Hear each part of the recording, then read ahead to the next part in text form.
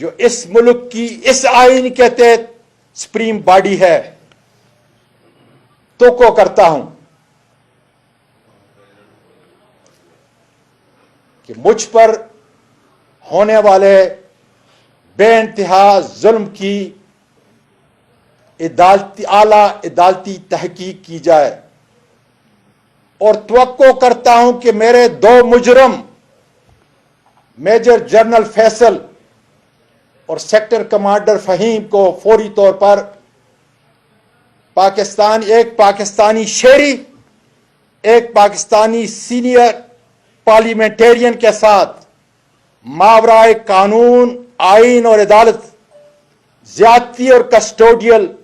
Torture کا مداوع کرنے کے لیے اپنے عہدے سے فوری ہٹایا جائے، تاکہ یہ اپنے عہدوں کی پس منظر میں ناجائز استعمال کر کے اپنا اثر رسوخ عدالتی اور عوامی تحقیق پر اثر انداز نہ ہو سکیں۔ میں اس قانون شکن میجر جنرل اور سیکٹر کمانڈر کو بتانا چاہتا ہوں کہ میری اس 22 سالہ اس عظیم ملک کی سیاسی زندگی میں تم سے بہت بہتر میجر جنرل، بریگیڈیئر اور آئی جی پولیس میرے عہدے کے لحاظ سے انہوں نے میرے ماتحت کام کیا ہے۔ میں چند کا نام پوری قوم کو بتا دینا چاہتا ہوں: اے ڈی خواجہ صاحب، شعیب دستگیر صاحب،